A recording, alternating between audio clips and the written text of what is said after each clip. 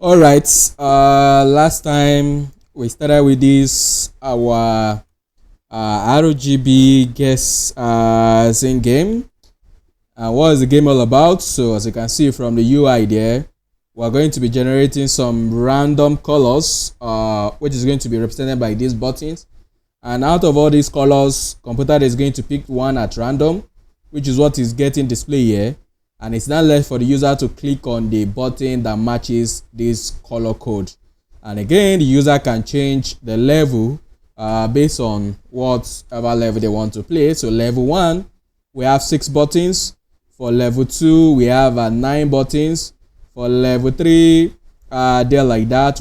We have 12. And for level 4, we have 18 buttons like that. So but yeah, as you can see, we've worked on the level, we worked on this computer selecting random colors there like that, and at the same time we worked on the button. So what we need to do in this class is to make sure that it's working appropriately there like that. So anytime the user click on any one of the button, we need to compare the color that we have on that button to what the computer pick, and if they are the same, then we are going to be showing the success message. But if it is not, then we are going to tell them that they lose the game like that. So, and another button is going to pop up for them to restart the game, and once they click on restart, then everything is going to get reset back there like that. So if you look at the code that we already built, so under our app we have our game level there like that. We have the function that is going to be changing the level for us, which is this. So anytime this one is clicked, it's going to change the level. And what is happening there, it set the level, and at the same time it regenerates a new set of color. And we have this generate random number, which is giving us a number between 0 and 255 inclusive there like that. Because we want to include 255, that's the reason why we have this 256 here like that, so that it will be able to give us up to 255, because the last number will never be included like that. So it will always be all the way to n-1. So our n now is 256, so which means it's going to get from 0. And again, we don't want decimal parts, so we floor everything by removing all those decimal parts of the number. Don't forget, math.random will only give you a number between 0 and 1, and once we multiply with any number, it will give you a number between 0 and that particular number there like that. So that's what we are doing here. And after we get the random number here, so we have another function which is now generating the we have another function here which is generating the random RGB color. And you know the RGB color have this pattern where you have the RGB, then you have the red code, you have the green code, and you have the blue code, and that's what we are generating on this line. So we generate the random number for red, the random number for green, and the random number for blue, and the three of them combined together we form our RGB. So anytime this generate random RGB is called, it's going to generate random number for the red, green, and blue, which is in the range of this 0 and 256 without including 256 there like that. And then from there we have the generate color. So this is the one that will actually generate all the colors we have on this screen based on the level you are playing there like that. So if you are playing level 1, then it's going to generate 6 color, and that's what is happening here.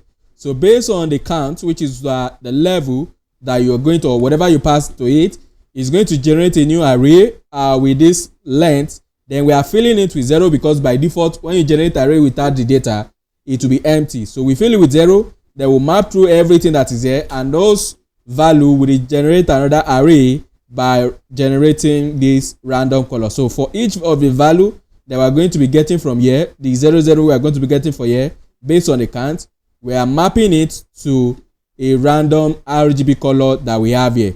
So if this count is 6, then it's going to fill all the space with 0. Then those space now, based on them, we are mapping to a new set of this thing, and whatever we have, that's what we are returning back. So anytime you call it generate colors, which is what is happening here, so anytime you call it like that, based on whatever you pass inside it, is going to return array of these random color back to you there. And as you can see down here, we have a state, which is one that is holding all the colors that is going to be generated based on the level. So if I go to level 3, it will generate another set of colors based on the level that is set. And if we go into this header that we're going to go into soon, we are going to see that inside the header we have our select, which attach a number to each level. So if you're in level 1, this is the number of button we want. If you're in level 2, this is the number of button, and so forth, like that. And again, we have a variable here, which is this computer color. So and this computer color here is depending on all the colors we have at the top here. So at random, it's going to pick one out of it. So once this thing change, so anytime this one change like that, so it's going to regenerate a new color, which is what we are calling inside this level here. So once we set a new color, or if it is the first time that is loading, it's going to do this one. The first time it's loading the game, this is what it's going to do. But anytime you change the level, it's going to do the same thing again for us like that. And this computer color, we only select one there at random based on the level that we have. So if the level is 2, then it will multiply it, and it will pick one at random there like that. You know, when you're dealing with array, if the array is 10, that means the highest number there is 9 for the index. And that's the same thing we are doing here. So we are multiplying the game level at random, which is going to give us a random number between 0 and whatever the number of the length. So if it is 10, or if it is 16, or if it is 9, you know, the highest number there is 8. So it's going to pick a number between 0 and 8 if the game level, or if the number for the game level is 9. If it is 12, that means it's going to pick a random number between 0 and 11, because that's the index you can get there. And whatever number it's picked there, that's what is going to use to pick a value from the colors that was generated, and that's what is going to be the computer color, which is what is getting displayed at this side here. So if I change the level to level 1, out of this color now, so it has picked 1 at random, and that's what we are calling this computer color, which is what we are displaying in the header. So if you look at it, it's just what we are displaying at that place there like that. So it's not left for the user now to click on any of these buttons, which is what we need to work on now. So if you go back to this color button, you see that is receiving color, and at the same time too, we need to receive the action that is going to get carried out anytime this button is clicked like that. So anytime this button is clicked, we want to call an action, and which action do we want to call there is just to check game or to so we can call it anything we want. So but here from the app, I'm going to call it check selection like this. So this is what I'm going to be calling it. And again, this thing here is going to receive whatever the user selection. So whatever the user selects, we are going to receive it. So anytime you call this function, you need to pass what the user select, which is whatever the color that the user pick. And from here now, what we just need to do is to compare. So if the user selection now is the same thing as the computer color like that, which is going to cause a problem, because this computer color is being defined down here, but I'm using at this place. So it might not cause problem right now, but it will be nice if you just move it down for now, so that we don't so if they are the same thing, what do we want to do? What we want to do is that the user won the game like that. So there are some things we need to do here, and at the same time, if it is not, that means the user lose like that. So let's just say let's say lost like that. So selected wrong color, and if you won the game, that means you selected a right color like this. So but there are some things we need to do here. So there's a lot of things we need to do here, but for now, let me just take this function like that. So we need to send it down into this place, which is going to be this check selection like that. Or here I can just say on button click like this. So anytime the button is clicked, is going to call this check selection.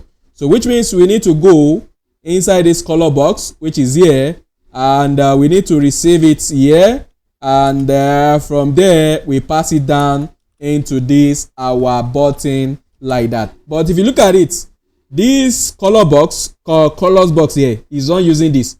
The reason he's receiving it is because he just want to pass it into this place. We are going to be talking about how to solve this kind of a problem. What is happening here is what we call props drilling. So we'll have something known as props drilling like this. So look at it. From this our app, we send down this check selection into this colors box like that. Something is wrong there. Supposed to call it color box. So it's supposed to have X, even though it's not, but it doesn't matter. But let's use the same name. So from this app, we are sending down this check selection into this color box. From the color box, as you can see, he's not using it at all. He's just sending it down to this color button. So when you are sending a props down to another component, and that component too is sending to another one without even using it, or even without using it at all, we call it props drilling. And what will happen is that anytime this thing change, maybe later on, anytime this thing change, what will happen is that it will re-render this color box, and at the same time it will re-render everything that is inside it. But most of the time, you don't want this thing to affect everything here. You don't want this thing to re-render at all. The only thing that needs to change is where this thing is being used. So instead of you sending down this your color box or this check selection later on, instead of sending this thing down to this place, we can just use the stuff directly from here by talking to this. Okay, go to this place, go and pick that value and use it, and everything is going to work. But right now, we don't know how to do that, so we need to be using this method. But this method is bad because it's going to be known as props dealing. You are passing props from one component to another one, even though that intermediary component doesn't need it. Right now, this color box is intermediary between the app and this color button, because where we want to use the stuff is here.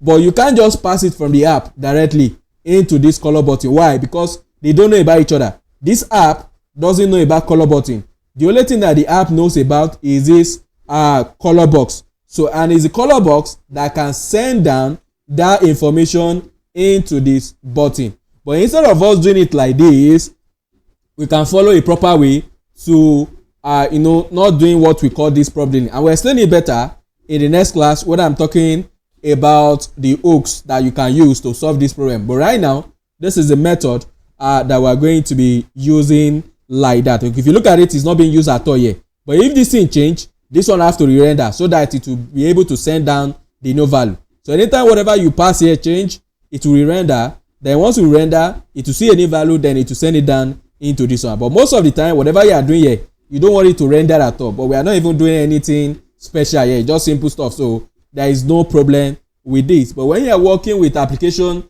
that deal with intense data that needs to recalculate a lot of things every time it's rendered there, you don't want to do something like this, because it will make your application to be frozen or irresponsible like that, because it needs to do some calculation before it can showcase everything on the UI. But this application is really small, so you not even see any effect at all. But it's always good that you do proper stuff, even if it's not going to do anything at all. But for now, since we don't know other ways to do it, so we are going to go with this method by sending them. And inside this color button, we can receive it. And what do we need to do? Like that. So we just need to pass it on our click. So anytime this thing is click, so what do we need to do? We need to call this our, don't forget, what do we need to pass? We need to pass the color. So whatever color you pass into this button, so if you click on it, it needs to return it back into this app. And that's what I'm calling this user selection here. So this color button, anytime this you click on it, so it will fire this on button click, and it will receive this color. And that color is what we are calling user selection here, because each button is going to have their own color. And once you click on any one of them, they are going to fire this. What's wrong with this thing? So each one of them are going to have their color. And once you click on it, it will fire this function. And that function will receive this button, which is what we have here. This text, as you can see, what I'm passing here is just check selection. So which means whatever you pass from here, that's what is going to be the user selection here. And we can console log it out first to see what is going on inside it. So which is going to be user selection like this. So I will just pass it in front, user selection, so that we see what the user selects there like that. And we can save everything. So go to file, save all, and once everything is saved in the console now, we should start seeing the log for any of the button that is clicked. So if I click on this one, as you can see, it will give us that this is what the user select. So what we now need to do is that this value now, we compare it against this. If they are the same thing, we know that the user picked right, and that's what I have on this line. So if whatever the user pick is the same thing as what we pick for computer at random there, it means you pick the same thing. But if you look at the one I click now, you see that the value are not the same. So that means the user did not get it right. So we are going to show error message, and we need to bring another modal for them to restart the game. And if you click on the one that is right there, let me see which one is right here. Which is this two for red. So it should be this or this, like that. So yeah, so this is the color. So since this one is the right one and I click on it and it is right, so what we need to do here is to show what I mentioned last time, which is like a confetti whatever stuff that is going to come outside telling the user that they won. And at the same time, what is going to happen there is that we need to have a modal here that is going to tell them to restart the game again there, like that. But we don't have all of this design yet, so we are going to do them right now. And what did I want to show? So on this place, at this place here, I need to conditionally render the stuff. So I need to conditionally render that image, so which is a give image. So let me show it. Right now we have this confetti here. So this stuff is what we need to show. So let me work here. So we need to show this in when you win the game. So when you click on the correct color, this stuff supposed to come outside. So now we need to use our conditional rendering because we don't want this thing to show anyhow like that. For example here, let me just move it down and let me put the image like that. But where is it coming from? We want to use something that is coming from asset, so we can import it at the top here. So what we can just do here is just say import, and I'm going to call it the same name. So confetti like that. It should be this. Then from where are we calling this thing from? We need to call it from asset. So asset like this, because you can import any image directly. So what it's going to do is that it's going to build everything. So we've talked about different ways of importing files. So this is one way like that. So you can import it directly, or another way is to put it inside this public, and once you put it inside the public, you just do slash then the name of the file along with the extension. That one too will work. So here, for example, you can use this method. So let me copy it from here and let me paste it inside public so that we have two copy. So there is one inside public and there is another one inside asset. So if you want to use anything under asset, you have to import them like this. You can't just come here and say slash whatever stuff. It will not work because it's not globally available there like that. In order for you to use it, what you have to do is to import them in this way. But if you don't want to use this method, maybe it's not inside this asset, it's inside the public. But public means anybody can access it through the URL. So you can just go to your URL like this and you type the name of the file. And if the file is there, you see that it's going to give it to you. That's the public. Can you see? Anything that is under public, anybody can just go there and have access to it. But if it's not inside public, if it is inside asset, you cannot do like that. So it's only stuff that you put inside this place that the people will be able to access from the URL. And as you can see, the only thing you just need to type is the name and the extension of the file, and you are going to have access to it. That one if it is inside public. But if it's not inside public, you have to do it in this way by doing the import. And the same thing too, if you want to use that public one here, it's just simple. You do the same thing too. So from here, what we just need to do is just need to pass the name and the file. So it's just going to be this confetti.give like this. So save in this way, and if it is there, as you can see, it's going to come outside. So if it is inside public, you can load it like this. But if it's not inside public, if it is inside asset, that means you don't want people to be accessing it from the URL, then you are going to import it like this. And once you import it, then whatever the name you use to import it, you have to pass it as a variable so that it can generate the link for you like that. So cover, what's that? Comma. So like this. So the same name that we have at the top there, and we just pass it like this. So save, and you see that we're still going to have the same thing. As you can see, it's still working. So there are two methods that you can use. But if you put it in public, anybody can access it. They just need to go to slash whatever that is inside public. It will be available to anybody there. But with this one now, assuming we don't have it inside public, so if I delete this one that I have under public now, or if I just rename it to, or if I just come here and try to access anything that is not under, maybe I just do 2 just to mimic that something else. So if I put this one now, as you can see, it will not show anything at all because you are trying to access what it does not know about. So anyone under public, it will have access to them from a URL. Anybody can go there and they will have access to it. But if you don't want them to have access, then you put them under assets. So it's only when you import them like this, that's when it will get to the browser there like that. So you can use any method. There are some places that I'm going to be using this method, and there are some places I'm going to be using this method. So it all depends on which one you want to use. So it all depends on you like that. But I don't want this thing to show the way it's showing right now, but I need to style it first so that I'll be able to see it. So what I just need to do is to give it class first like that, which I'm going to call this the same thing like that, so that it will be easier to style without just using direct image. And what I want to do, I want it to cover the entire screen. I don't want it to be like this down here. So I want it to cover the entire screen. That is something I type here. This should be class name like that. So I just need to go to inside the index and apply some basic CSS that you know already. So convert it like this. So what do we want? In order for stuff to cover the entire screen, what we can do here is to use position of fix, because I don't want it to be moving around on the screen. I want it to be fixed to the screen there like that. So what do we do to make sure that it covers the entire screen? So in order for it to cover the entire screen, we need to make sure that the top, left, right, bottom, everything is 0. And you know that if the top, left, right, bottom is 0, what we can do is just to use insert.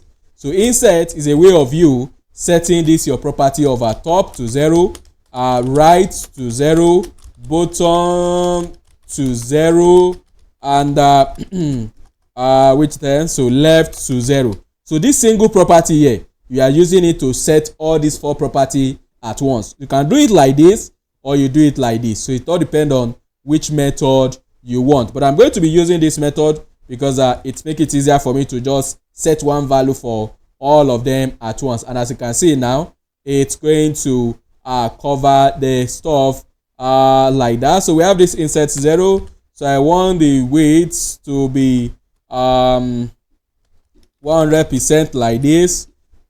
Who's calling me?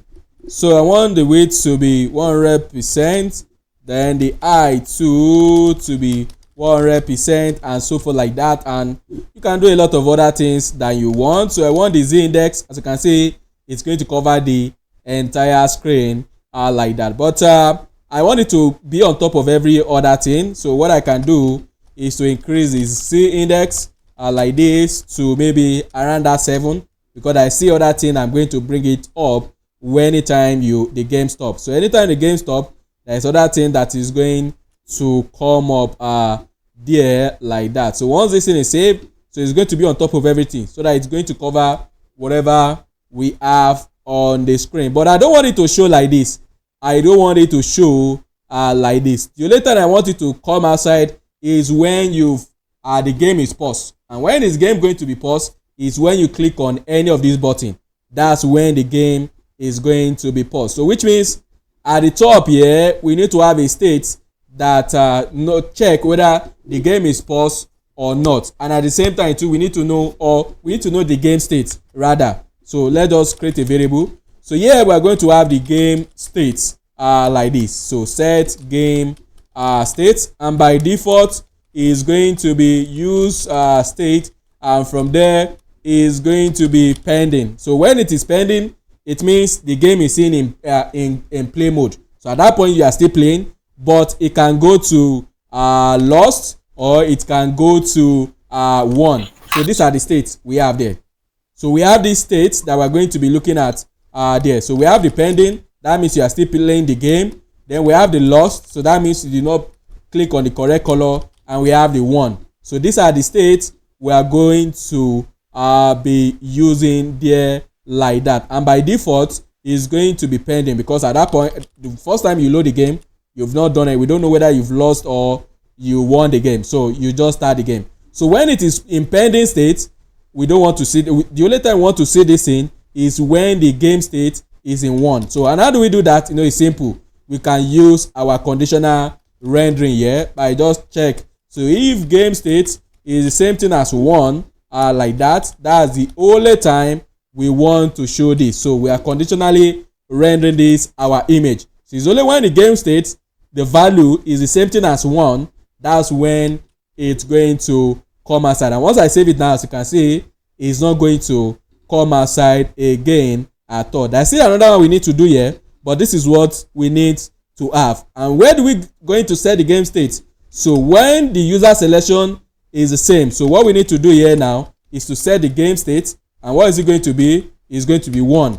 But if you lose there like that, so the game state is going to be lost like this. So when the user selection is the same, so it's going to set the game state, and once it's set to 1, you know that it's going to show this one for us like that. But if it is not, then it's going to be lost, and when it is lost there, we need to show to the user which one is the correct one, but I will get to that one later on. And at the same time too, we need to bring another button up for them to restart again, because they might want to play another one. So let me save this one first and let us see what I'm talking about. So once this thing is done loading, so let me reload the entire stuff so that it start from fresh. So as you can see, we have this. So if I click on any one of them that is right, as you can see, I click on the wrong one, so it will set the game state to lost. But there's some stuff that need to happen when it lost, but for now I don't care about that. I always want to see when it is game 1. So let me see, can you see what is happening? So once you click on the one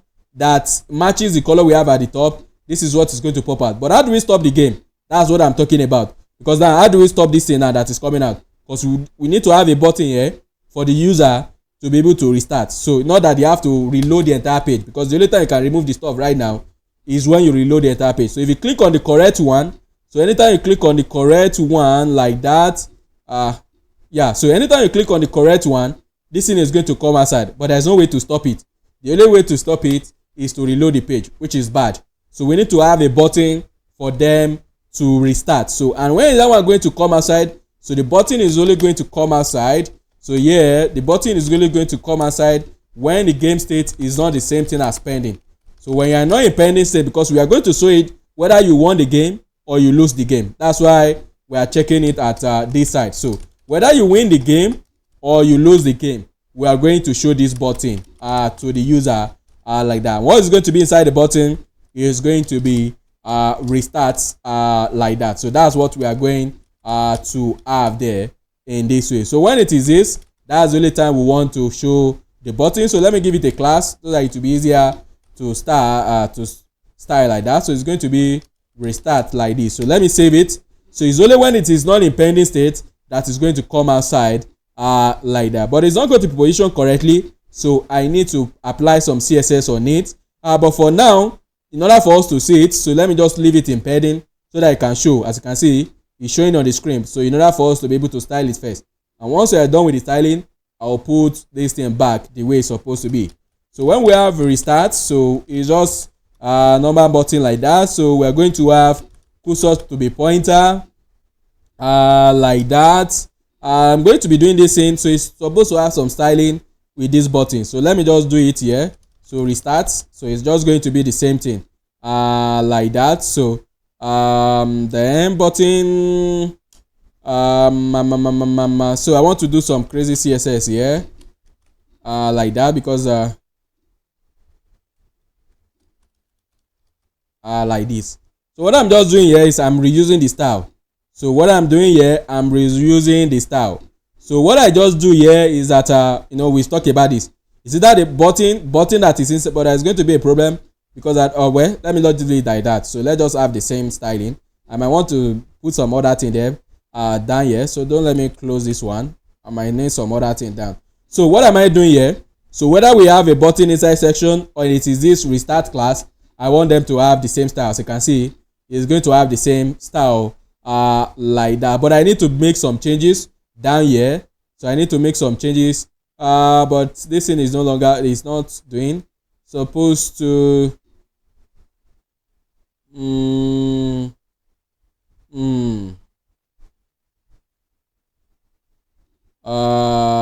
let me put it like this. But now, so button, or we have this restart. I don't want to talk too much on CSS stuff. Yeah, so over like that. So anytime it is this or that one, yeah, so I don't want to talk about the other CSS. Let me remove this one. So this button, we need to position it too. So this one too is going to be fixed because I want it to be on top of this confetti whatever stuff, like that. So it's going to be fixed. So how do we put it to the center? Because you need to be at the center. So if I save it now, it's going to be removed from where it is right now. Again, I need to change this thing, is still loading. So I need to change the Z index. And once you change the Z index, as you can see, this one is 7. So in order for this one to be on top of it, that means we need to use a bigger number that is more than this. So yeah, if this one is 4 and this one is 10, the one that have the highest Z index, we always go on top of the one that have the lowest Z index because they are in the same parent already. So the one that have the highest Z index, we always win there like that. So the position is fixed like that. So where do we want to place it? So the top is going to be 50%. So from the top, we are placing it 50% there like that. And from the left too, is going to be 50%. So which means it will be at the center, but it's not, it will never be centered properly. What we are moving to the left, so what we are actually moving is the top of the button like this. And the left too supposed to be here when this thing is done loading, because by now it's supposed to be but yeah, it's still loading like that. Let me stop it so that I can, yeah, so this is what's supposed to happen. So what's supposed to happen there is that from the top, it's moving the top of the button to 50%, and from the left is moving the left of the button 50%. But this is not what we want. We want the center itself. What we want to move is the center of the button, not the top and the left. So that's where this reset comes in there like that. So in order for it to be centered properly there like that, so what we need to do is to transform everything back. So by using simple mathematics here. So what we just need to do here is to transform the stuff by using translate there like that. So since we are moving the top and left, so we need to translate it back to the top and we need to translate it back to the left. That's why I'm using translate. But if you are only doing the top, you can just doing your translate Y and you do the stuff. But if you are only doing for the left or right, you can do translate X. But since we are dealing with both of them, then we are going to use translate. And inside this place, we need to use minus 50%, minus 50%. So this one is moving from the top by 50. This one is returning it by 50. So this one too, the same thing for the left. It's moving by 50 and is returning by 50. So 50 plus 50 minus 50, then the two of them will meet at the center. By the time the thing is, can you see? So the two of them will now meet at the center by the time it's done calculating whatever it needs to calculate there. But there's a problem.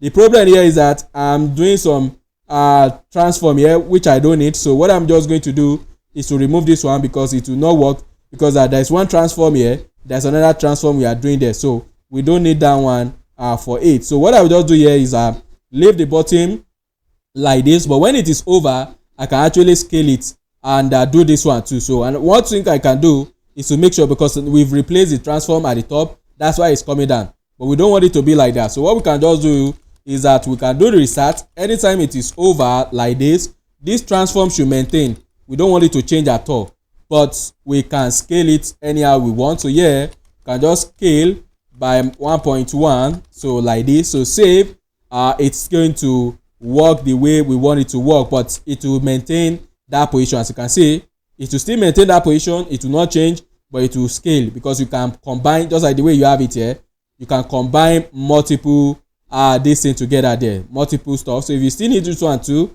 what we can just do is to take it down yeah, like that, so that we can have that skew there too if you still need that one. So yeah, it's going to pop it up, but I don't think this skew is needed like that. But we're going to have this popping up like that. So it's not left for you to click on this button, and once you restart the once you click on the button, is going to restart the game. So we need to have a function here that is going to restart the game. So at the top, so I'm going to be creating another function here which is going to be restart. So it's going to be restart game, and what is this thing going to do? It's just simple stuff there like that we need to do here. So the first thing we need to do is to just set game state back to pending. So we know that you are starting the game again. At the same time, so we need to set our colors like that, and from there we generate a new set of colors. So generate colors, then based on our game level. That's just what we are doing here. So based on the game level, we set a new color, we'll set this one to pending, and from there the user will be able to play the game again. So on this button, we need to add a click on it there like that. So on click, anytime it is click, you need to call this restart game. So let me reduce this in a little bit or increase it back because of recording. So if you look at it here, what are we doing? So anytime you click on this, it's going to restart the game. But this thing is not done. I don't like the way the button is right now. So I need to apply my padding. I don't know. Let me see. What did I apply any width on it? This button height is 70 pixels. Yeah, I did not apply any width. So by default, the pattern should just be around that. Let's just say 1 rem like this, so that we have enough space around the button because there is nothing there. Yeah, and again, to the minimum weight of this thing should be around that 180 pixels, even if it's not. So it should have a minimum of 180 like that. So so once I save now, the button should be horizontal or be rectangular in shape once this thing is saved and it's get to the browser there like that. So let me reduce the screen a little bit for this. Yeah, as you can see, it's showing right now. And again, for this our color box, we need to receive something. We need to receive disable. So we need to receive disable. Anytime it is disabled, we need to apply this. So disable like that, so that we can reduce the opacity of the colors when they are disabled. And when are they going to be disabled? The time they are going to be disabled is when your game is not in pending state. So when your game is not in pending state, it's going to disable, because at that point is either you are in lost mode or you are in one game state like that. So and at that point we need to disable. So I'm going to send this in down like this. So what do we need to do? So down here in our color box, we need to send down the disable.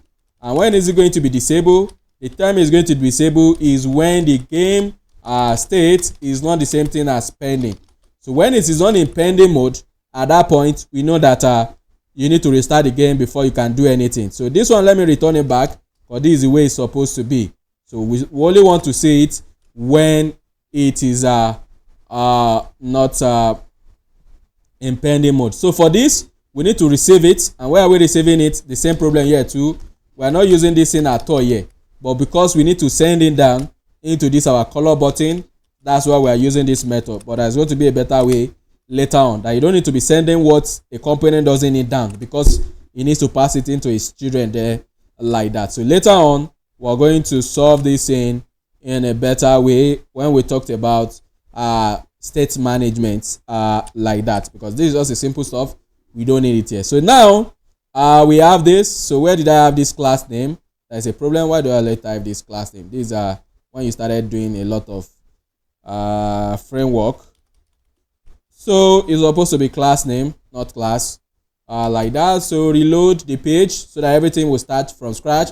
So as you can see, we have this our box like that. So once I click on any one about, before I do it, let me apply the style, because when it is in disabled state, we need to, so the section, the button. So anytime it is disabled like that, so I want to do something. So section, so yeah, opacity should be 0.5 so that it doesn't show very well there like that. So cursor is going to be not allowed. So it's going to show you that this thing has been disabled. It's not something you are supposed to click. So cursor not allowed like that. So saved. What's wrong with this thing? Taking time to save. So yeah, what is going to happen is that once you save and it gets to the browser, what's wrong with this thing? Once you save and it gets to the browser, so anytime the button is disabled, you are going to see that the opacity will change. So let me click on it now. Can you see the opacity has changed? And if you try to click on any one of them, it will bring it out. But there's a problem. there like that. I supposed to cover the entire page. I don't want all this thing to still be showing like this, but for now I will just leave it like that because I don't want to do too much of work. Because if I want to do this, you are not supposed to even be able to click all this in. There is something that's supposed to cover everything, and there's a message that's supposed to come here that you get this thing wrong, like that. But that's going to be an assignment for you that you are going to do like that. So you are going to take this game. What you are going to do here is that you are going to take this game, you are going to create overlay on top of everything here except this start. So with this start there like that, so what you just need to do, because this is the way to do it, so you're going to have this restart like that. Then before it, you want to use it to cover up entire stuff. So from here you're going to have the content like this, which is going to be nothing like that. Then from there you make sure that it cover up the entire screen, but without covering those buttons. This is before, so it will never cover this one.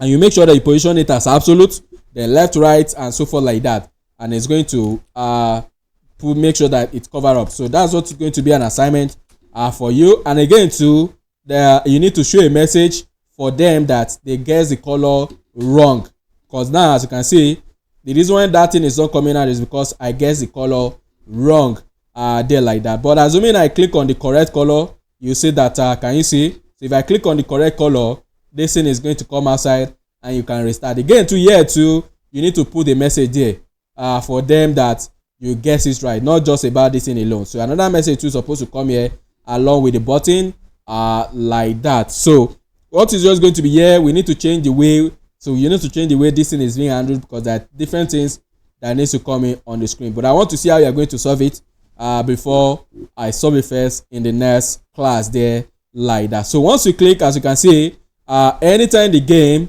so anytime you restart the game, it will go back into, the pending state, because we have this function which is setting. Let me clear this one, we don't need it. So we have a function which is restarting our game. So once you click on this, it will go back to the default mode for the state, and again a new color will be generated based on the level. So if I change the level to 3, it will generate the color. So we just need to pick the color that matches this thing. So it should be somewhere around here. Yeah, I got it. So since I got the color right, this thing come out, then it's now left for the user to restart the game again. And once they click on restart, a new set of color will be generated based on that level, and it's not left for you again to guess. But now as you can see, I picked wrong color, so that's why it's not coming out. But we're supposed to tell the user that they actually guess the stuff wrong. So the color here, so it's supposed to bring out a message at the top here telling them, oh no, you get this thing wrong. So and from there they can restart like that. As you can see, I got it wrong again. So the only time those things will come, yeah, so I picked the correct again, and it's going to come outside. So what you need to do again here, so let me write it down under this post. So let me write it down. So the first thing you need to do is to make sure there is an error message showing to the user on the screen like that before restart button. So the second one is that make sure there is a success message showing to the user on the screen before restart button. So this one will show when it gets the stuff correctly like that. And at the same time, for the third one, make sure we have overlay on the buttons like that. So this one is what I talked about before. So if I click now, as you can see, it's still showing that I can click on this button even though they are not going to do anything, but it's still showing that they are there. But there's supposed to be overlay that is going to cover everything here, just like when you pick it correct color. So when you pick correct color, let me use level 1. When you pick correct color, yeah, so as you can see, this thing overlay everything. So we need to have overlay too when they guess it wrong like that. So you need to have another overlay like this thing that is moving around here. So you need to have another one for the wrong one. So but here there is no coverage for when it's wrong. So what you need to do is to have overlay, and that's what I'm calling overlay here. Overlay is just like and a container, but that container there is going to have opacity on the color. So the background you want to use is going to be RGBA. So which means the color is not going to cover everything at the back of it. For example, here, let me see. For example, here now, yeah, let me just leave it. You have to do it. So for example, on this button, so I have this button. I can just give it this background like this, which is going to be RGBA like this, which is going to be 250, 10, 90, 85. Then for the opacity, because I don't want it to cover the entire stuff, so save like this. And when it gets to the screen, what's wrong with this thing? When it gets to the screen,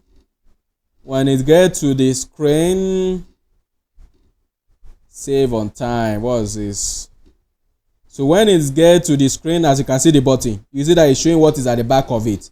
So that's so your overlay now is still going to be showing what is at the back, but it's just that you cannot click what is at that back. So that's what is there like that. But let me remove this like that. So let me remove it because I don't want to see anything at the back at all like that. So and once I click restart, then everything is going to come back like that. So three things that you are going to be doing there are this. So you need to make sure there is an error message coming out. Make sure there is a success message like that. And yeah, before we call it a day, so I want to extract some of the stuff we did here. Some of the stuff we did here, they are not needed in this file. We can actually extract the logic into their own separate file, and then we'll use them here. And you know that we've talked about hooks before, just basic hook. What is hook? Hooks is just a function that is hook that can hook into React system there like that. So and when you are dealing with hooks there, based on what I talked about in one of our videos that we have before, this is one of the built-in hooks that we have in React there. But you can actually create your own hooks. And when you want to create hooks, there are rules that you need to follow. One of the rules is the naming of your hooks. Anytime you are creating hooks, it must always start with use. Then whatever that follows it, that's your own name. You can call it anything you want, but that hooks must start with use. You can't just have a function that you want to reuse there and you want to hook into the React system. That function must start with use there like that. That's one of the rules of the hooks. Another thing there is that you cannot call hooks inside another function like that. It's not allowed. You can only call hooks inside another hooks or inside a component. That's where you can call it. So here now we can just do the same thing. Some of the logic we have here, we can just extract them into their own file like that. And what can we do here? We can just create another folder here known as hooks like that, but it's not a must that you create a folder for it. And inside this place we are going to have this use game like this. So this is going to be use, or we can just say use color in this way .js like that. You don't need JSX because it's just a normal JavaScript. But inside this use color, it's not a must that you name the name. It's not a must that you name it like this. You can just say color.js, but the name of the function itself must start with use. But I'm just using it in this way. So what we just need to do is to create a function, but the function have to have use. Then here I'm going to have color. And what's the stuff here? So this is a function. And what is the function going to be doing? So inside this function, this is where we can generate. So these hooks is going to come with utilities like generate color and all those things that we need. So here now, all these stuff that I have here. So this generate color, I'm going to remove it from here like that, paste it here.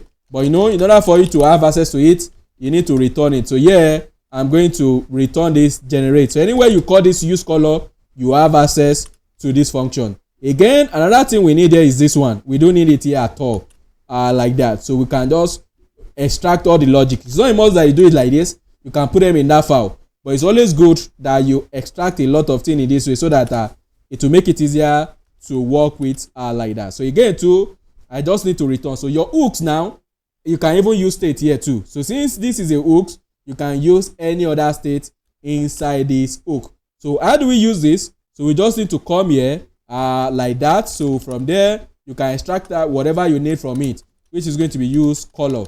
So we just need to call our use color just like the way we call this use state. If it's the one that is expecting value from you, you can pass it.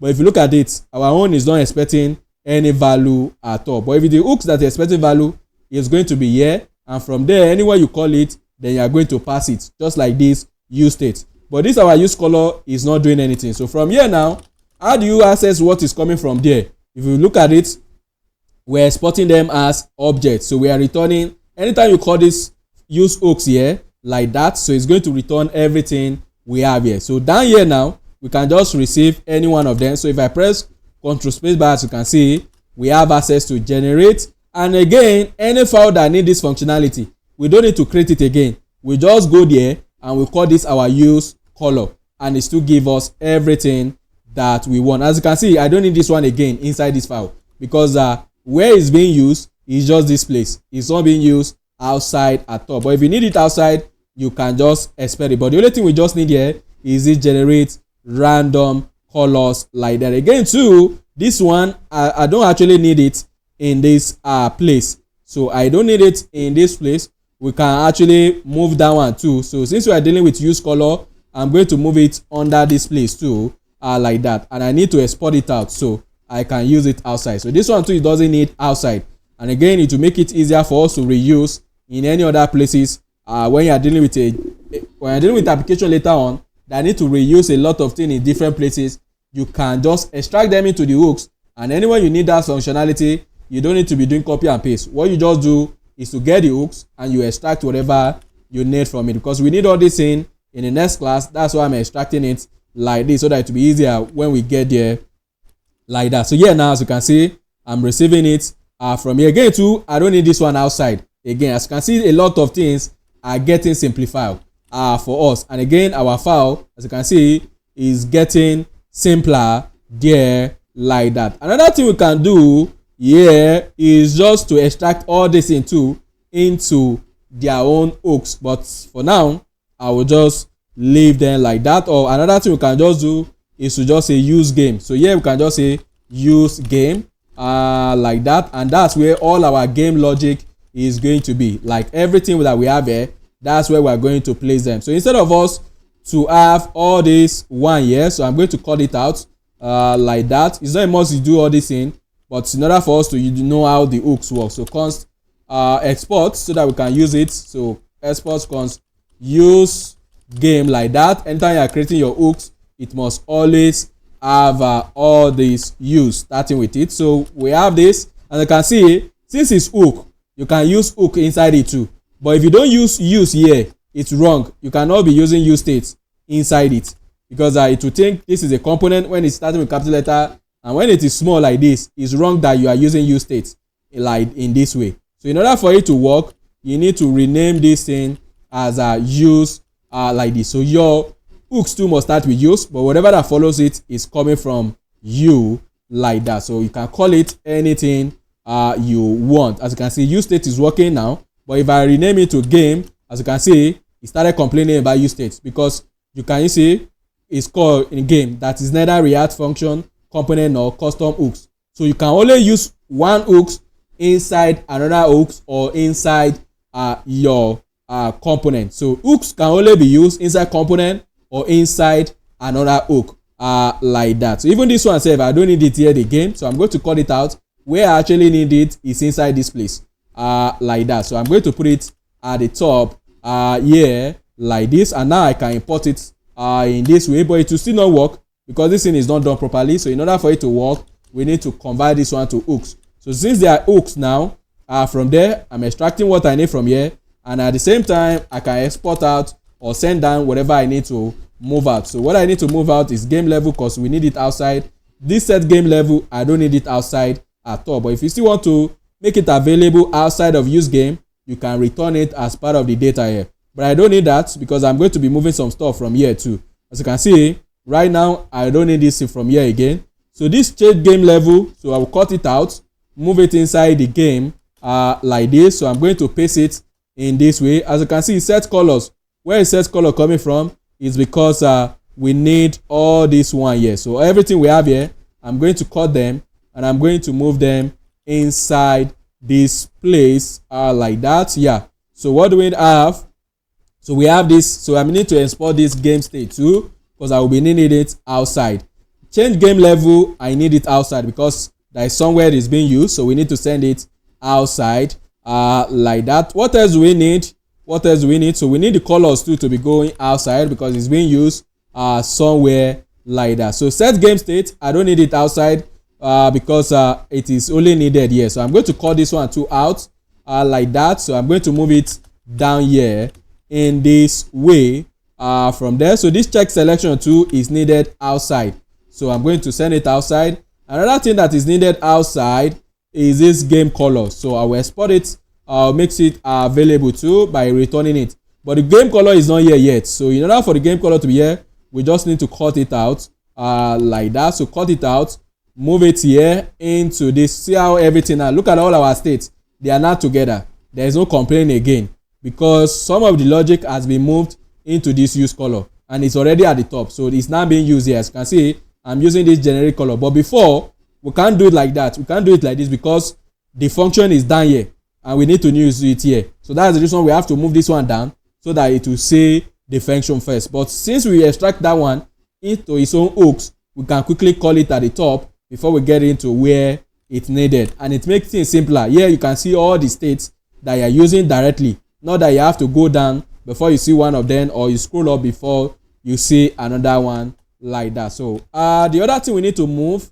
is this one. You can see now a lot of things are now simple, but I don't want to do it like this from the start so that it will not look somehow. So that's why I do it in a boring way first before moving into a better way of handling the stuff. So here now we can reset. If I'm doing it from the start, this is how I'm going to do it. I will not follow that first way first because I know what I want to do, but because I'm explaining, that's why you need to know what is going on there first before extracting them out by using. So here now what we just need to do, see how simple it is now. So we can just extract whatever we need from this our use game. So everything now has been extracted into this single hook there like that. So what do we need? As you can see, we just need to start getting all these values. So we need change level, we need check selection, we need colors, we need computer colors, we need game level, and we need game state, and at the same time we need restart game. Again here I don't need this one again because it's not being used in this file. And as you can see, look how simple it is compared to what we have before that jam-packed together. So this is doing things in a professional way like that. And anytime you need to make changes, we just come here, and as you can see, all our method, all our functions, they are arranged following each other. All our states, they are placed at the top. It's easier for you to see all the states than the way it is before that. We put one at the top, we put one down because the function have to come first. But since we've extracted everything now, you see that it's making sense. It makes it easier to read. Anytime I need to know what is wrong, what is going on with this, I just need to go into the hook and start reading whatever that is going on there. And again too, if I want to see what is going on with this, I just need to enter the hooks, and the only thing I will just be bothered about here is everything that is related to color. As you can see what we did, everything related to color, we extract it into the hook that is going to be generating it for us or do whatever it needs to do. And everything that is related to our game, they are inside its own hook here like that. And we extract everything successfully, and inside our app, we from the hook that we created there, we started getting what we need from it, and we pass it down to wherever we need to pass it down. Later on, we are going to expand this in by making sure that it is from each component you can just call your hook directly. You don't need to be passing them directly like this. But the way we did it right now, we can't do that because anytime you call this your hooks, it's going to generate a new set of data that you have under it. So for every time you call this use game, it's going to generate a new set of everything you have here. But that's not what we want because whatever you have for this side in the head, that's the same thing that's supposed to happen in the color box. But how do you do that? We are going to be talking about state management in the next class. This one is just for us to extract out some of our logic into a separate file and make it easier for us to use. It's not that here you can just go and call this your use game inside the header, and you go and call use game inside color. They will generate different one. So which means whatever you are doing here is not going to be the same thing here. And that's why we have to generate one, then we'll pass all the value that we need from it like that. And if I go back to the page, this thing should still be working the way we want it to work like that. So let me reload the entire page so that we see that. So if I click, as you can see, it's still working. Everything is still working the way it's supposed to be. The only thing with just this is to extract out everything we need and make it look nicer there like that. Because when you're working on a big stuff that is more than this, you don't just want to type things anyhow in different components. You want to extract different reusable logic into their own file by using custom hooks. And the reason we're using hooks is because we want to be able to hook into other reactivities there like that, other React features. So as you can see, we're able to hook into the use state. We're able to hook into this our custom hook too like that. And later on too, some other the React features like use states. These are other hooks there like that. So you can see there's a lot of them. They have use callback, use context. This is what I'll be talking about in the next class. This use context, and at the same time I'll be talking about context in general. So this is the one that will make it possible for us to be able to share one data into different components anytime you need them. So if you go from, instead of us passing the value like this, we can just go into our header and we're going to do use game. And from there, whatever we copy from it is still going to be the same use game that you are going to be having in this color. So we are going to rearrange this project so that it follow a way of making sure that we are not sending out the props the way we are doing right now. So the way I'm getting some stuff here, but they are not being used. So this disable is not used here. This on button click is not used here. The only place is being used is inside the color button. So why do we need to send it down to this place when it's not being used? So it would be nice if the button can just go there directly and pick disable and pick this on button click directly. And every other thing that it doesn't need to pick from the state, it will just receive it as normal pros. But anything that you are passing down from one component to another one as intermediary, you don't need to do that. You can create a state where you save all this data, and any component that needs it will go to that place and pick whatever they need. And when that thing change, it will reload the component that actually pick the stuff like that. And there are different methods you can use, but we're going to use the React solution, the one that we don't even need to install anything.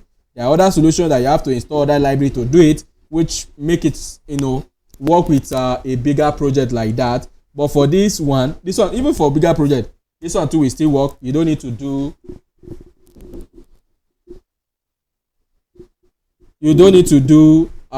things like that. So that's what we are going to be doing in the next class. But don't forget the assignments. You need to do this assignment like that. Have we ever talked about Git and GitHub? Have we ever talked about something like that? Because this thing is needed here. You asked about it in the last class that we are going to talk about it in this class, the Git and GitHub. Oh, all right. So yeah, let me just quickly brush through it so that I can put this project there. When you are talking about Git and GitHub, just like so Git is a software that manages progress in your project there like that. So Git, let me go online so that you can also understand this in a bit. So when you're talking about Git, this is a control system, so a version control system which manages different changes in your file. So you have your project, and that your project, you want to keep tracking what are the changes that you've made to this particular file, or what are the changes that you make to this particular project in general. When you're talking about project, this is like a folder that contain other files that is related to that particular project. And Git, as you can see, is the version control system which manages the different changes in between your files like that. So you can track changes. So this, you are building your application, as you can see. Before, we have all the changes that we made. This is not the way it is before. Those changes now, I can save it. I can save it somewhere that, okay, these are the changes for this one. But from there, I want to translate this into another thing or another way that is going to make this application to be easy to work with there. But all the changes you make from the previous file to the new one, this thing is going to record everything. What did you change on this line? What did you add on this line? And so forth like that. So it's going to track everything for you like that. So it can manage different changes that you have in your file like that. So you can see Git is a version control system that helps you to manage different versions of the code within a repository. What is repository? You can just think of this as a folder where the Git is tracking all your changes. So for each project, you are going to be tracking all the changes. And repository is just a folder where you have all the changes that you want this thing to track. So now this color game is going to be our repository, and inside it we are going to tell Git that whatever we have in this file, or there's some file here that we want to track, because there's some of them you don't want to track, like this node modules. Now you don't want to be tracking it because it's really big and it's not something you're supposed to be tracking, because it will take time, but it's something you can quickly get from your package.json. From package.json, as you can see, you can get everything you have inside the node modules back. So there's no need for you to be tracking that. The only thing you need to track is this file. You don't need to be tracking this folder. So for the Git, as you can see, anytime you set up your project, it already have what we call this Git ignore. So from here, this is where you can specify all the file that you don't want to track in your project. Whatever you put here, that's what you don't want to track in your project there like that. And by default, as you can see, node module is there because you don't want to track it. Anything like this too that can be generated, anything like logs and all these other things that can come in like that, you don't want to track them because you don't need them in the tracking system like that. But how do you track your changes, or how do you initialize repository? Because first thing you need to do, there is a workflow that we have in Git there like that. So we have workflow when you are dealing with Git. So the workflow there is that the first thing is for you to create a repository. So we have Git work flow like that. So which is what you need to do in order for this thing to work. So the first thing you need to have there is your repository. So you are going to create a repository, and how do you create a repository? I'm going to show you there like that. Then from there you are going to go into what is known as this. Where is this thing again? So let me click on this once again. Open the image in a new tab like that. So when you are talking about it, so you are going to be having, this is the workflow that you're only going to follow. And what is this working directory? Working directory is just the folder where you initialize your repository. Repository is the folder where you keep all the record of whatever the Git is going to be tracking there like that. That's what we call the repository. And as you can see, for this our project, our repository, the repository there is going to be this folder, which is this color game, which I can open from my terminal there like that, as you can see. So this is what is going to be our repository, but I'm going to talk about more of it, because when we are talking about the local, because we have the local and we have the online repo there like that. So the local one is what you have on your machine, which is what you are going to do first before you have the online. And where you're going to be having online, that's where GitHub comes in there, because you can't just keep the stuff on your system. What if the system crash? How do you have access to it in another system?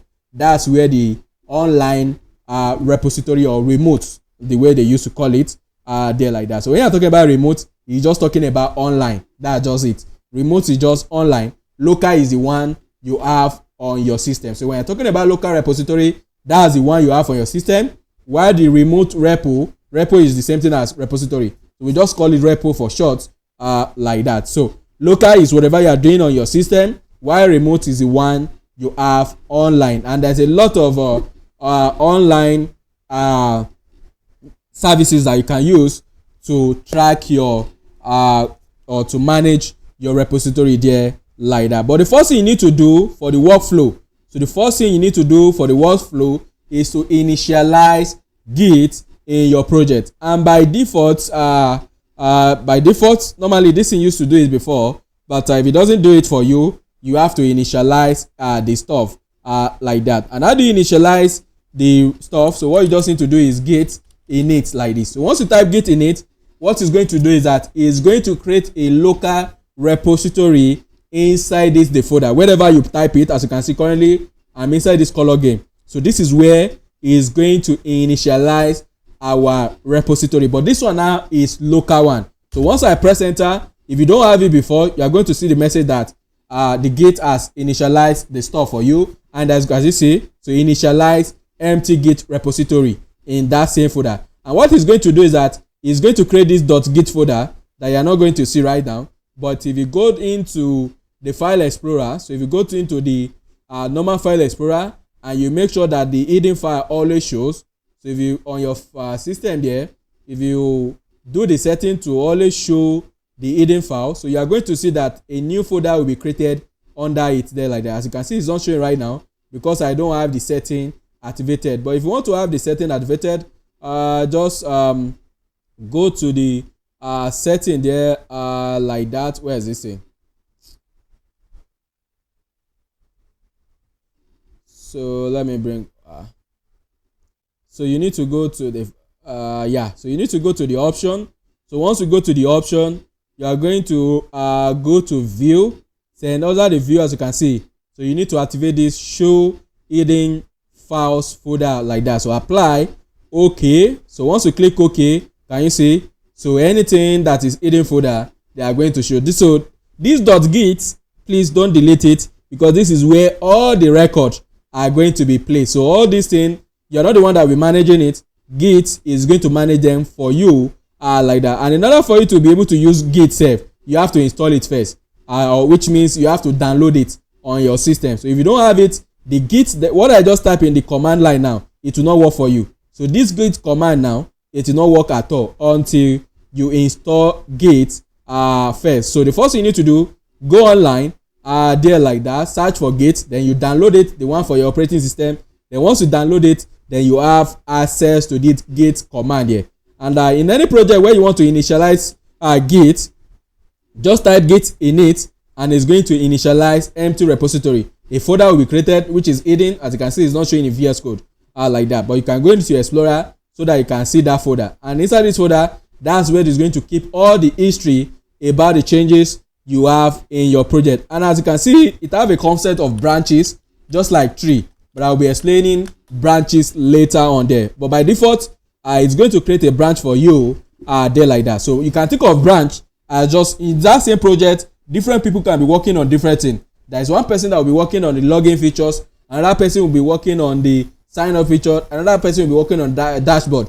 But you know, you guys are working on the same code. So you guys, you can branch from a source place, like the setup of your project. Then from that branches, each one of you will go to your own branches there. So someone will create a branch for sign up, another person will create a branch for login, another person will create a branch for dashboard, and so forth like that. And when you are done, you merge everything back into your project like that. But we'll be talking about the concept of branch later on. But for now, it's going to create a default one for you based on your setting like that. By default from your side, it might be master, but I've changed my own to always create a default one as main. But by default, it's always master. But GitHub is going to tell you what you need to do so that you can rename it back to this main, which I'm going to be showing you soon there like that. And once you initialize your repository there like that, as you can see in VS Code like that, if you have the extension for Git there like that, which should be there by default, you are going to see that some text are going to come outside on your file.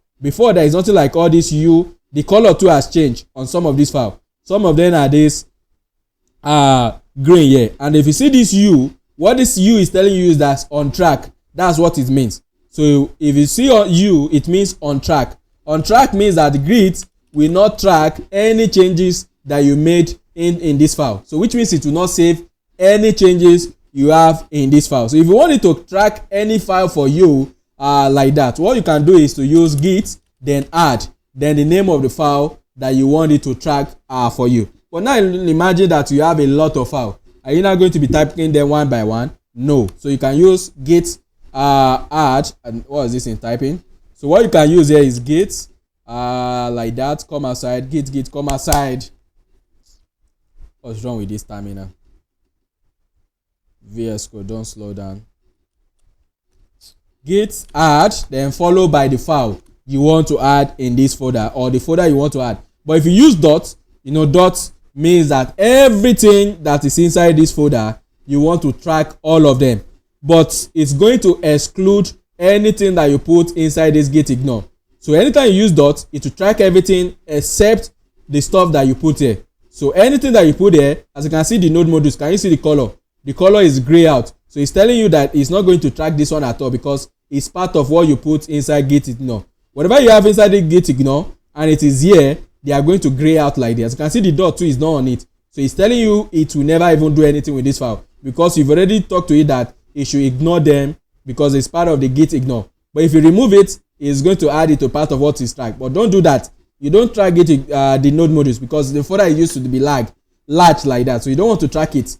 So in that way, because you can quickly regenerate it from this package.json. So that's the only thing you want to track. Package.json is what you track. Then based on that, when you go to another system, you just use npm install and it will regenerate everything back for you automatically there like that. But anytime you set up your project, this git ignore will have been added automatically for you. Your own is just to initialize git, and once you initialize git, everything will be on track yet. So it's telling you it's not tracking them. So in order for it to track all our changes there like that, so there is stages that you need to follow when you're talking about the tracking. So there are stages for the tracking. So we have working directory. So when you're talking about working directory, those are the files you have in your project, in your repository. And you can see in our repository here, which is this color game, these are the files that we have there. But right now, those files, they are not being tracked at all. So, but every file you have here, and along with the folder, that's what we call the working directory. Then we now have something known as staging area.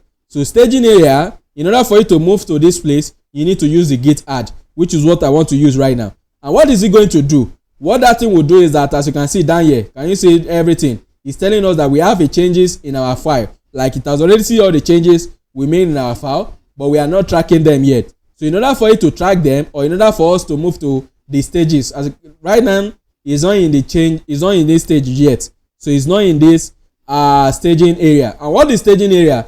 Staging area means these are the files you want to track, but you've not really tracked them yet. You are just telling Git that, oh, this file, know about them and I want to track them. But at the moment, you are not still tracking them.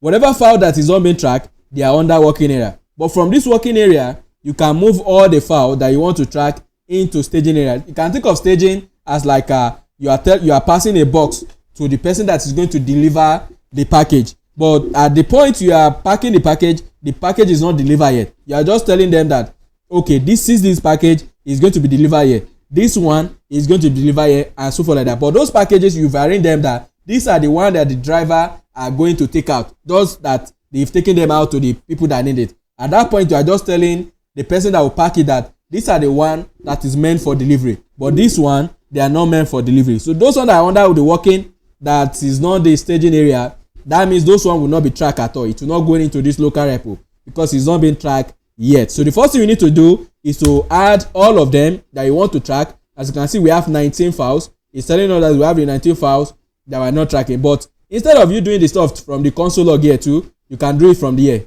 So here now, as you can see, later on now, it says it's loading already like that. So it's going to see all the file, and once you see them, it will move them to the staging area. They are not tracked yet. You just, can you see now? So they are now in stage. So all this file, what you are saying is that all this file, once you type the next command, is going to save all the changes you have them. But any one of them that is not in this part of the staging area, they are not going to be part of the local repo when you want to finally move them. So when you want to finally deliver the package, is those packages, those ones that did not enter the stage area, they are not going to go with the driver at all. The only one that you have there, and if you want to remove any one of them, you can just click minus from here. So once I click minus from here, what this means is that this file, as I'm saving the other one, this one is not going to be part of them once it's removed like that. So you can remove any one of them back. So now if I scroll down, can you see under the changes, it knows that there's a change in this file, but it's not going to be part of those one you want to record in your local repository. That's what we call the staging area. Whatever, because there's some time you have a lot of files that you want to stage, but there's still some of them you are working on that you don't want to stage at that point. That's the reason why we have the staging area. So the only one that you want to record, that you want it to commit into, so what's what we call commit. Commit just means that all the files that you have under your stagings, then you want to record them, that these are the one, or they are ready to go outside, and from there they will just take them out. So that's what we call commit here. So commit will take everything you have under the stages and it will record them inside your local repository. So it will mark all the changes you have at that point, and when you make another changes later on, it will now tell you on this line, oh, you've made these so changes like that. And from there you can now move to online in case you want to put it online by using this git push like that. And if you want to take something from online to your local one, we use git pull. Git pull will take something from remote and take it to your local, while git push will take from local and it will push it to the remote. But we're not putting anything to remote right now, and at the same time I want this git ignore to be added. So I'm just going to click on this plus. This plus is the same thing as you just saying git add, then followed by the name of the file. But VS Code make it possible for you to do without doing it from the console, without doing it from the terminal. So if you want to do it from the git, just find this source control. It's always there. Every VS Code have this thing out of the box. So click on this source control and you're going to see all the files that have changed and so forth like that. So if you look at it, these are the files we want to stage. And if you want to remove all of them, just click on this. It will remove all of them from the stages like that. Then if you want to remove any one of them, maybe there's a mistake, you mistakenly add any one of them, you can remove it and it will not commit those one when you use the git commit. And the git commit I want to do right there too, can you see? You can do it directly from here. But I always love to use terminal there, because why? It's not only VS Code that you can use to work with git. What if you are not with the VS Code at that point? So what do? So you do it from the terminal, and that's why I love to do it directly from terminal, but you can do it here like that. And now do you commit? So this thing too, what it's going to do behind the scene is this command here. So it's going to put this commit. But if you look at it, can you see here? There's a box coming out that is telling you to put a message. This thing is very important, or it is required. So anytime you want to commit, you need to give a descriptive of this your changes. What is this changes all about? For example, here now, to give a message, so we are going to pass this flag M, and in front of it, you pass whatever message. That message has to be in quotes. So it can be single quote or double quote. It all depends on which one you want to use. And from here, I'm just going to call it this color game project. Since we did not start with this thing before, I'm supposed to be tracking all the changes that we are making it this project. But since we've done with everything, I'm just going to say color game project like that. So using React. But later on, anytime you are doing any changes in your program or in your code like that, you should always take them step by step, so that when you make mistake there, you can always go back to the previous changes, because this will make it possible for us later on. Like all these changes now, once I save it and later on I make changes to it, it will tell me that there is a new changes to this file. This is what you have there before. This is the new changes. If you don't need that new changes, you can always go back to whatever you have there before, because it will record everything. Once I commit the stuff now, it will record everything, all the changes we have in this file. And once I press enter now, you see that everything here will disappear once it's done. But you can do the same thing here too. Put the message here and you click on commit. It will follow the same process, which is the same thing. This is what is going to be behind the scene. Whatever you put inside this box, as you can see now, can you see it I've created now? Everything has been recorded. Like all the changes we make to all this file are now being recorded. Can you see the next thing is asking for us now is to make it available online. This publish here is just the same thing as git push. That's what is just there. So like that. But right now we don't have the repository online. You need to have online repository first before you can push, because it needs to know where you are sending it to, because it's not only GitHub that we have. We have different repository that you can use online there like that. So different remote repository, but the popular one there is GitHub, because it's free, even though they have the paid version, but the free one is enough for you there like that. And as you can see now, all those files now, they are not showing that A or U again, because it knows that these are the changes. So now if I go to any of my files, for example here now, if I just make any changes, restart game, and if I save the code, you see that something will come outside on that file, and what will come outside is M. So once you see M, what that thing is telling you is that you've modified this file. So M is telling you you've modified. That means what is telling you that the changes you saved before is not the same thing as what you have now. and you can even see the changes you make. So if you click on this thing again, as you can see, changes is not in the stages here, so you can click on it. Once you click on it in the VS Code, it will open the changes for you.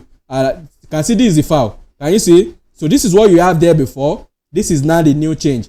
So the red means that's what you remove. The green means that's what you add there, like that. So this is the red, this is the green. What you add and what you remove. So it's telling you remove this, which is, can you see, there's even more color on game. So this is what you have there before. This is the new changes now. But if I don't need this change, as you can see, you can discard it. And once you discard the stuff, it will remove that changes and go back to original stuff that is there. So if I discard these changes down and you can click on it, so it will remove whatever you have there. As you can see, it will go back to whatever the changes that you've saved before. And this will make it possible when you make mistake or you do some stuff and your project is not working again, you can revert back to whatever the previous change. And that's the reason why you should always record every step you are taking. Every critical step you are taking in your project should always be recorded, so that when you make mistake, you can always go back to the previous working state, like that. Not that you finish everything the way we did it. This is not the way we're supposed to do it. We're supposed to be tracking every changes that we are making. So I created this hook, I'm supposed to track it,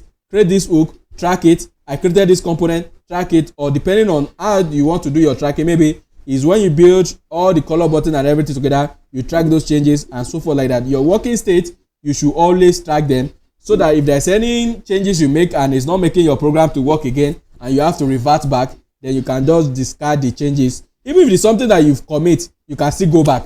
If it's something that you've already commit, you can remove that commit and go back to the previous one. But for now, we don't need them. This is just the basic workflow that you need right now. So we've created our working directory by initializing our repo there. Then we move all our files to staging area. Then we commit them into the local repo. Right now, all our changes is only on this system, so nobody else can see it there. So the only time people can work with this thing is when you have access to my system. But I don't want it to be like that. I want everybody to have access to it. So what do? We need to have online repository, and that's where this remote repo comes in. And in order for you to have remote repo, you need to find the service that can give you that, and we have a lot of them that you can use like that. So we have GitLab, we have GitHub, we have a lot of them, but Gitbucket and so forth like that. But I told you the most popular one is GitHub, because that's what people use a lot. So what you just need to do is to go there. First thing, you need to register, but me, I already registered. So as you can see, it's showing my account right now. So since I've already registered, it's showing my account. What's wrong with this thing? Microsoft, what's this? So as you can see, it's showing my account like that. So if I want to, as you can see, it's showing some of my repository that I already have. But if I need a new one, I can just click on this new, and it's going to create one. Or another thing you can do is to click on your profile. So once you click on your profile, the menu will come outside, and you're going to see these repositories like that. So once you click on it, it will take you to a page where you have the list of all your repository like that. So the private one means nobody can have access to this repository unless I give you access. So this private now, you can't just go there and say you want to have access to it. You will not. What you see is error. So if I click on it, since I'm the owner and I click on it, I will see all my code there like that. But if I copy this URL to that repository, and if I open it in the private window that I'm not logging in with my account like that, what you are going to see is 404. So as you can see, so if you go to any repository that you don't have access to, this is what you are going to see. So which means whatever repository link that is given to you, you must have access, or it is public. So if it is public like that, as you can see, anything that is public, anybody can go there and have access to it, but they cannot just change anything. Even if they have access to it, they cannot change it. They cannot change the one that is on your repository. What they can do is to have their own copy, and that's what we call fork. Fork means that you want to have the copy of this project in your own. As you can see, the way I have this project now, I fork it, or I have this same copy from somebody else. This is the name of the person, then I fork it from there. Which, like, from this also person repository, I want to make a copy of it into my own account. That's just fork. Fork just means you are doing copy of somebody else's repository there like that. But how do you create a new one? So to create a new repository, you you can just click on this new. And once you click on the new like that, to take it to a page where you need to give it a name. And again, whatever name you want to use must not be something you've used before. So if you use anything that you've used before, it will tell you. If it's not something you've used before, then it's not going to be. So yeah, I'm going to call the repository just like the project name there like that. So just like the whatever name you use for a project is what you should always be using here too, because your local repository is the name of your project like that, which is this color game. So the same thing here too, I can use the same name, but I'm going to be having a lot of this thing later on because I'm having classes with different students. So yeah, I'm going to call it this color game React Warisola like that, because I'm going to be doing this thing with some other students too. So I don't want this thing to be telling me it's not available. As you can see right now, I've not used it before, so it's available, and that name is going to be my online repository, but this is the local one. So the name is color game, but the online one where the stuff will be saved is known as this color game React like that Warisola. And the other thing you don't need to do, like every other thing, just leave it the same, except if you don't want this thing to be available for everybody. Since I want you to be able to have access to it and anybody to have access to it too, so I'm going to make it public like that. But you can make it private. But if you make it private, I have to give you access first before you can see that repository. But I'm going to make it public. So even if you are not logged in at all, you can still go there and see the stuff, or even download it directly to your system like that once you have the URL. So yeah, now what you just need to do is to click on this create repository like that. And once you create repository, so it will give you the command that you need to use to connect to your local repository, because now the next thing is for you to connect to the local one so that they are going to be synced together. And in order for you to connect with the your local one, so when you are just creating your project, so when you are just creating, this is the command that you are going to do, and you can see we've done some of them. This one is we've initialized our repository, we've added whatever we need to add, and we've committed our changes. But again too, can you see, this is what I was saying that time. This one will tell you to change your branch name, because by default from your own side the branch name is going to be master by default, but it will tell you to rename it to main. But me, I've already done that setting that any repository I'm creating is going to be main by default, so I don't need to follow some of the process you have here. But for your own side, you have to follow them like that. So first thing you do, initialize. We've done that. Add all the necessary file you want to add, commit the changes, then change the name of the branch that you want. Again, now connect. So this is what you are going to use to connect to the remote one. So your remote, so I can say the GitHub remote, the one we have right now is local, it's only on my system. So we need to connect to the online one. And to connect, I just need to run this command so that to connect this my repo that I have locally to that GitHub one there like that. This is nonsense that this thing is typing. Let me clear this in. This is not the way it's supposed to be. Like that. So let me paste the stuff again. What's wrong with this VS Code? So once it's done pasting like that, so you just press enter. What this thing will do, the git remote, as you can see, it will add. And what is origin? Because you can connect this repo, you can connect this local one to different online repo. It's not just one. So here now we are connecting to this Warisola Git here, but we are naming it origin. So anytime you call origin, it's as if you are calling this URL. That's just what. So this thing is a name. This origin here is a name like that. So this is the command. This is the add. So git remote add. What are you adding? I'm adding this URL, but this URL we are giving it a name known as origin. So anytime I just do git push, as you can see now, when you want to push, you don't need to start mentioning the URL again. What you just mention is the name of the remote that you have there. So whatever name you are using here, because you can change it to anything. Instead of this thing to be origin, you can change it to any name you want. But majorly, a lot of people just use the same origin like that. But you can change this name to anything you want. But I will stick with this origin, and that's the reason why I pasted the same command in my console like that. And you can see whatever this thing is connected to.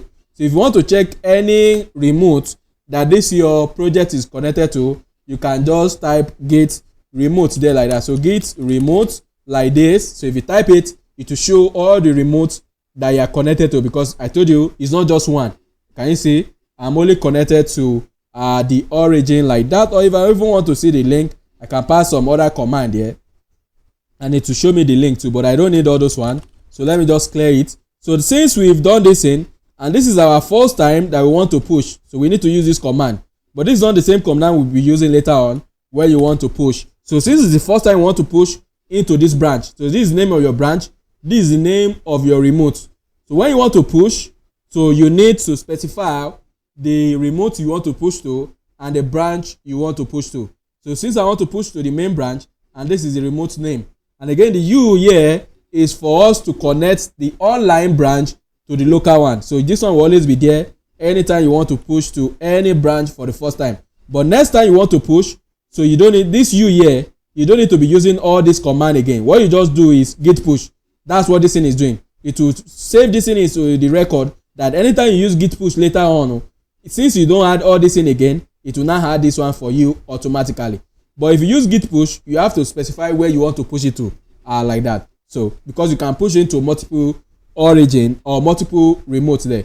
But here, let's just copy the command that is given to us. That's what this thing is doing. What it will do is that when you use this git push, you here means update the upstream, so that next time you use git push, you don't need to start mentioning all this thing again. It will do this thing for you automatically there, like that. But for the first time, you have to do it like this so that you can save it. U is very important there, in that way. And this thing, you get used to it because the workflow is something that you'll be doing every time. And again, as you can see, whatever you need to do will be generated for you. For every repository you are going to be creating online, you're always going to get this in. And the more you do this in, you get used to it that you don't even, the only thing you just do is to copy the remote address, then the other thing, you do them yourself from the terminal because you are used to them already. But since the first time, so that's why it's like that. So let me remove this one. And once it's done, yeah, as you can see, so it's pushing the changes. And once it's done, it will tell you that it's synced with online one. And when it's done, we just need to go back to that online and we see that everything is available for us to use. So what's wrong with the network? It's not supposed to slow down like this. What do we are? Yeah, so as you can see now, so this next one, as you can see, is set up the track. So what does this mean? Your local branch now is now tracking the online one. So the next time you make any changes and you use git push, you don't need to be putting this U again because it's now tracking it already. So that's what this U is doing. So this U there will track your local one and map it to the online one. So that anytime you do this git push, it will just push to this one directly. You don't need to start telling it again where you want to push to or the branch you want to push to, since you're already in that branch. So just use git push, it will go to this side automatically, like that. But if I run it this git push down, it will, the thing know that I did not make any changes, and if I press enter, it will tell me that I don't have any changes to push. Because this push will only work when you have changes to push. But since you already push, even if you go to here, as you can see, nothing to push yet, so you cannot push anything again. So this one, if you do it again, to tell you that it's up to date already. Up to date means the changes are the same. What you have locally is still the same thing as what you have online. And for you to see the changes here, just reload the page. And once you reload the page, you see that all the code of my system now, they are now here, like that. And as you can see, the message that I used that time, they are going to come here because that message is very important. Can you see? This is the message, and if I click on the message now, it will show me all the changes that I have with this commit. So this is a commit here. Can you see? So all the plus, because this is our first time we are doing it, everything will be plus. There will never be minus there because we just do our push. But now if I go back into the code, you can see it said everything is up to date because I did not make any changes. So now if I go back into the code and go into the app, the one I want to do before, so this game now, I will just say restart game. So now a new change has come into the system, which is what I've shown you already. So it's going to put M here, which is telling you that you've already have this. So the next step you need to do now is just simple stuff you'll be doing. The first time is where you go through a lot of process, but the next time you don't need to do a lot of things. What you just do here is git add like that. That's just the thing. You don't need to initialize again because it's already there. It's tracking all the file already. So it's telling you there's a change here, which is something I've shown already. So for you to commit these changes now, so you need to move it into stage. Don't forget the workflow. So the first thing you need to do, go into staging area. And how do you go into staging area? So to get into staging area, you're going to use git add the dots to add everything that you've made changes to. If it's one file, it will only add that one and so forth like that. Then for you to move your staging area and commit it into the local changes there like that, then you need to use git commit like that. This thing is still loading. VS Code is still loading, but let me just do it. Has done. You can see VS Code is still loading, but the thing has done here already. Yeah, it has moved into the staging area. So what I just need to do is to commit. And you know, when you're committing, you must always put message, because message is very important. So, and yeah, what I'm just going to do is that make changes to the restart button. You should always use a descriptive message, but if you like, you can type anything there, but you should always use a descriptive message there. As you can see now, it can say that we make changes to one file, we add one stuff, and we delete one stuff there, like that, because what is there before is space. So we delete that space and we replace it with these new changes. So that's why it will tell you what you add and what to remove, and the number of a file that you change. So this is only one file. So the next thing we just need to do there is just for me to use git push. So git push now, as you can see, I don't need to add that u again. Since I've already synced it for the first time, you already know that it's supposed to push the main branch already, which is the one online there, like that. And once it's done, this is required internet. So anytime you are doing all this remote stuff, it requires internet, but the local one, you don't need internet. Remote one, you need internet because you are connected to yeah. So as you can see now, it has been pushed. So now if I go into the repository now back, you see that it will tell us where we have new changes now. So if you look at it before, so if I go back like that, so go back into the file. So why is this thing telling me unverified? I just say remove my, so is this from here? Yeah, it will be unverified. It's another system that I have my this in there. So if you look at it now, can you see? So if you look at all these changes, they are coming from that our first, all the changes here, they are coming from that our color game, the first commit. But it's telling us here inside this source there's a new commit, and as you can see, it will tell you the number of commits that you have here. So for your project, it will tell you the number of commits that you have inside that project. If I reload, as you can see now, we now have 2 commits, because the first one that I did before and this second one. And if you want to see any one of them to see the changes you make, click on it. It will bring them out with their name, and that's why the name is very important when you are creating commit. Can you see? So it's going to, based on this name now, if you are looking for something, you already know where you make your changes. So I know that, this is where I made the color changes, this is where I make the button changes, this is where I make another changes, and so forth like that. That's why these message are very important. So the message are very important like that. There's some other thing. So each one of the commit, they have something known as hash assigned to them, which is what you need later on when you want to revert back. Consider that this commit now has been pushed. So if I still want to remove this commit later on, I can remove it. I just need to get the code or the hash that is assigned to it. Then from there, I can do whatever I want to do with it, or even do a lot of things later on that I don't need to be explaining in this class, because Git is not just a class of 1 hour, something that can take 5 hours to just explaining what you can do with Git. But you can see right now, we only add one thing and we remove one item. So we remove this one and we replace it, but the major changes here is just game. You can see that I still say that the restart is the same, but the major changes here is game, like that. So you are going to see whatever you make changes, just click on any of the commits, you see the changes you make, the file where you make the changes, and so forth like that. So it's going to tell you, and from your side now, you have access to the project. So just go into this link, and from there, you can now have it locally, and that's where pool comes in. So when you want to have this project locally at your own side now, because now I've already have it in my own distance, so you just need to copy the link. So once you copy the link or whatever the link I sent to you there, like that, because you need to have everything in your machine. So what you need to do there, go to the folder where you want this thing to be, like a folder where you want to be. You now need to use git clone like this. So clone means you want to take something from the remote there, like that. So you want to clone a project that you don't have already on your system. If you already have it on your system, that's another way of doing it. But if you don't have it on your system, you do clone, then followed by the link. And here, once you press enter here, what it will do is that it will create a new folder under this my color game, and it will copy everything that I have here that is on the remote with the same name here. So if you don't give it the name, it will use the name of the repo. But if you want to change the name in front of it, you can just give it a new name here. So if you want to give it a new name, what it will do is that inside this color game, it will create this folder there, and it will copy all the code that is coming from here, and it will clone it inside this folder. But if you don't give it a new name like this, if you just leave it at this way, it will use the same name that you have on the repo like this. So if you want to rename it, just give it the new name here. But if you don't want to rename it, just leave it, and it will create a new folder based on this name automatically, like that. But I don't need to do that because I already have the project. I'm just showing you what you need to do in order for you to have the project at your own end. What I just need to do here is to send you the link. What's this? This is React project. You cannot be using live server. So what I just need to do is to send you the link. So I'm going to be sending it inside this message box. So you just need to copy it, and that's what you are going to use there like that. Please copy it now before I end the class, because once the class ends, you can't have it again. Just copy it somewhere. When you need it, then you start working on it. So that's going to be all. 1 hour 45 minutes, almost 2 hours.